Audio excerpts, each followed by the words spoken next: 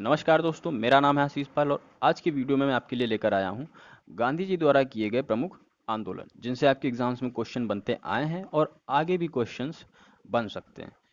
तो हमारा पहला सत्याग्रह है, वो है चंपारण सत्याग्रह। ये हुआ था 1917 में। गांधी जी साउथ अफ्रीका से भारत आए थे 1915 में, गोपाल कृष्ण गोखले जी के कहने पर। गोपाल कृष्ण गोखले को गांधी जी का राजनीतिक गुरु भी माना जाता है। तो 1915 में गांधी जी आए थे साउथ अफ्रीका से भारत। तो चंपारण है बिहार में, और यहाँ प्रॉब्लम ये थी कि अंग्रेजों द्वारा किसानों से जबरदस्ती उन्हीं की ज़मीन पर उनकी मर्जी के खिलाफ नील की खेती कराई जाती थी, क्योंकि ये एक अंग्रेजों के लिए ये व्यवसाय था। इससे वो डाई बनाते थे। इसके खिलाफ लड़ने के लिए गांधी जी से अनुरोध किया गया और गांधी जी 10 अप्रैल 1917 को अपने कुछ वकील साथियों के साथ चंपारण पहुंचते हैं। इन साथियों में डॉक्टर राजेंद्र प्रसाद भी थे, जो भारत के पहले राष्ट्रपति बनते हैं। वो वहाँ आकर किसानों से उनकी समस्याओं को जानने की कोशिश करते हैं, सबसे बात करते हैं और उनकी मदद का आश्वासन देते हैं। 15 अप्रैल 1917 को गांधी जी को गिरफ्तार कर लिया जाता है।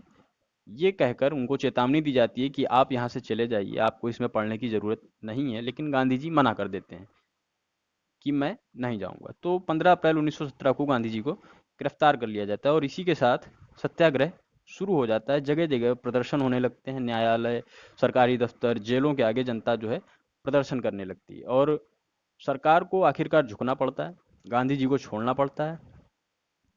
और कुछ समय बाद सरकार और जमींदार दोनों को किसानों के आगे भी झुकना पड़ता है, गांधी जी की दृढ़ प्रतिज्ञा के आगे।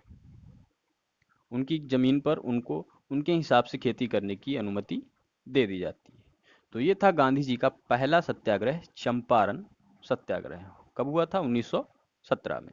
दूसरा जो हमारा आंदोलन है वो है खेड़ा सत्याग्रह। खेड़ा है गुजरात में, 1918 में हुआ था ये। बाढ़ की वजह से खेड़ा के जो किसान थे उनकी सारी फसल बर्बाद हो चुकी थी। वो वहाँ लगान नहीं दे सकते थे, टैक्स नहीं दे सकते थे, लेकिन अंग्रेजी हुकूमत को इससे कोई फर्क नहीं पड़ रहा था। वो टैक्स वसूली करने में लगी हुई थी। टैक्स अगर नहीं वो ले पा रहे थे तो वो घर से कोई सामान, उनके जानवर, कुछ भी उठा ले जाते थे। तो गांधी जी ने वहाँ के किसानों को सत्याग्रह करने का सुझाव दिया और यहाँ से सरदार वल्लभ भाई पटेल का भी जो है क्रांतिकारी जीवन शुरू होता है। उन्होंने आगे बढ़कर भी अपना समर्थन दिया। कुछ समय बाद सरकार ने जो है इसकी कोई औपचारिक सूचना नहीं दी कि हम टैक्स नहीं लेंगे या कर वसूली बंद हो रही है, लेकिन उन्होंने कर लेना, टैक्स लेना बंद कर दिया अपने आप ही। तो ये था खेड़ा सत्याग्रह 1918। इसके बाद आता है असहयोग आंदोलन, 1920 में हुआ। 1 अगस्त 1920 को गांधी जी द्वारा यह आंदोलन शुरू किया गया था और कांग्रेस ने इसको अपना समर्थन, इसकी पुष्टि करी दिसंबर 1920 में। और इसके कारण थे जिस वजह से ये आंदोलन शुरू हुआ, इस आंदोलन को बल मिला, वो था एक तो 1919 का रॉलेट एक्ट, जलियांवाला बाग हत्याकांड, हंटर कमेटी की रिपोर्ट। और इस आंदोलन में जो लोगों से करने को कहा गया, जो लोग कर रहे थे, वो शराब का बहिष्कार था, स्वदेशी वस्तुओं का प्रयोग करना था, हाथ से बनी खादी कपड़ों का प्रयोग करें। जो अंग्रेज सरकार द्वारा कड़े कानून लगाए जा रहे थे उनका उल्लंघन कर रहे थे लोग, कर नहीं दे रहे थे, टैक्स नहीं दे रहे थे। मतलब सरकार पूरी तरह से जो है छिन्न भिन्न हो रही थी। लेकिन 5 फरवरी 1922 को उत्तर प्रदेश के चौरी चौरा पुलिस स्टेशन में एक जुलूस द्वारा आग लगाए जाने के बाद 12 फरवरी को गांधी जी ने यह आंदोलन वापस ले लिया, 12 फरवरी 1922 को। तो ये था असहयोग आंदोलन, 1920 में हुआ। सविनय अवज्ञा आंदोलन, 12 मार्च 1930 को अपने 79 समर्थकों के साथ साबरमती आश्रम से 385 किलोमीटर दूर दांडी नामक स्थान के लिए गांधी जी निकलते हैं। क्यों निकलते हैं? नमक कानून तोड़ने के लिए। नमक कानून क्या था? नमक कानून ये था कि आम नागरिक, जो आम जनता थी, उसको नमक बनाने का अधिकार नहीं था।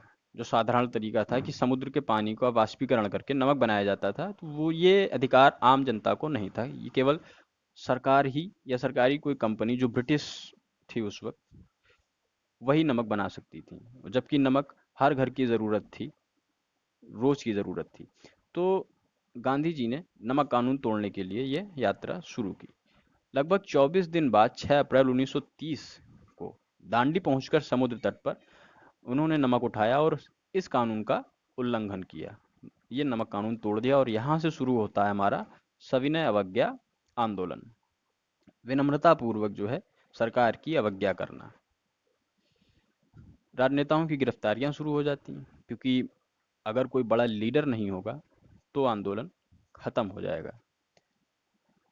1931 में गांधी और इरविन के बीच एक समझौता होता है कि जिन राजनेताओं के खिलाफ कोई हिंसात्मक केस दर्ज नहीं है उन्हें रिहा कर दिया जाए, और इस समझौते के साथ जो है आंदोलन समाप्त हो जाता है। लेकिन सेकेंड राउंड टेबल जो कॉन्फ्रेंस होती है, दूसरा गोलमेज सम्मेलन 7 सितंबर 1931 को जब वो असफल हो जाता है, इसमें गांधी जी भी थे लेकिन इसका कोई रिजल्ट नहीं निकलता है, तो 3 जनवरी 1932 को ये आंदोलन फिर से शुरू हो जाता है और फिर से सरकार की वही अवहेलना शुरू हो जाती है, उनके नियम नहीं मानना और उनके कानूनों का उल्लंघन करना शुरू हो जाता है। लेकिन अंतिम रूप से ये आंदोलन 7 अप्रैल 1934 को वापस लिया जाता है।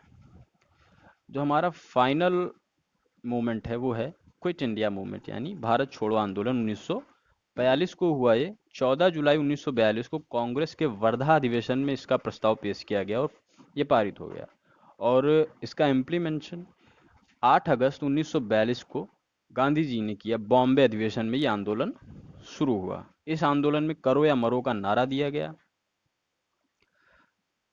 इस आंदोलन को अगस्त क्रांति के नाम से भी जाना जाता है, और 8 अगस्त को यह शुरू हुआ और 9 अगस्त से अंग्रेजी सरकार ने वही अपना पुराना काम कि जो मेन लीडर्स हैं उनको गिरफ्तार करना शुरू कर दिया। गांधी जी को गिरफ्तार करके पुणे के आगा खां पैलेस में रखा गया था, और बाकी अदर जो नेता थे उनको भी अलग अलग जेलों में कर दिया गया। जब लीडर नहीं होंगे तो आंदोलन खत्म हो जाएगा। लेकिन यहाँ से जो है नए नए युवा, जयप्रकाश नारायण जैसे लोग उभर कर बाहर निकले और आंदोलन को गति प्रदान की। प्रेस पर भी आंदोलन को लेकर कुछ भी छापने की इजाज़त नहीं थी, तो कुछ ने तो प्रेस ही बंद कर दी और नए सिरे से अखबार चालू किया जो सिर्फ क्रांतिकारी ही अखबार निकालते थे, जिनमें सिर्फ स्वतंत्रता और स्वाधीनता को लेकर ही बातें होती थी। तो ये था भारत छोड़ो आंदोलन 1942, और 15 अगस्त 1947 को देश जो है आज़ाद हो गया था। तो उम्मीद करता हूँ आपको ये वीडियो पसंद आया होगा, कुछ आपको इससे सीखने को मिला होगा। अगर वीडियो आपको पसंद आया तो इस वीडियो को लाइक कीजिए, अपने सभी दोस्तों के साथ इसको शेयर कीजिए और चैनल को सब्सक्राइब कीजिए। Thanks for watching. जय हिंद।